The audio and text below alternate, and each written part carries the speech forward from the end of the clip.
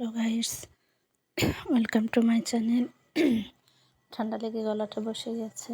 তো আজ আমি তোমাদের দেখাবো ইউনিক একটি রেসিপি, খুবই সিম্পল এবং সহজ এবং খেতে দুর্দান্ত। মুখে মুখে বলে দিচ্ছি, তোমরা ঝটপট দেখে নাও। এই যে ডোটা দেখতে পাচ্ছ, এটা আমি 3 প্রকার ডাউল আর আলা চাল দিয়ে ভিজিয়ে রেখেছিলাম, সেটা ব্লেন্ড করেছি। তোমরা চাইলে 1 প্রকার ডাল দিয়েও বানাতে পারো, তবে ছোলার ডালটা অবশ্যই রাখবে, কারণ টেস্টের জন্য ছোলার ডালটাই অপরিহার্য। তো আমি সুন্দর করে ডোটা বানিয়ে নিয়েছি। এর ভিতরে আমি পেঁয়াজ, রসুন, আদা, মরিচ, লবণ, হলুদ সব একসঙ্গে ব্লেন্ড করে দিয়েছি।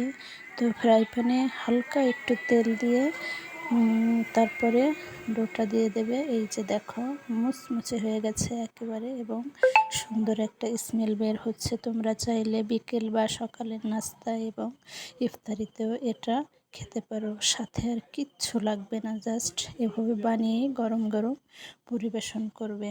আর খেয়ে অবশ্যই কমেন্ট করে জানাবে কিন্তু বন্ধুরা।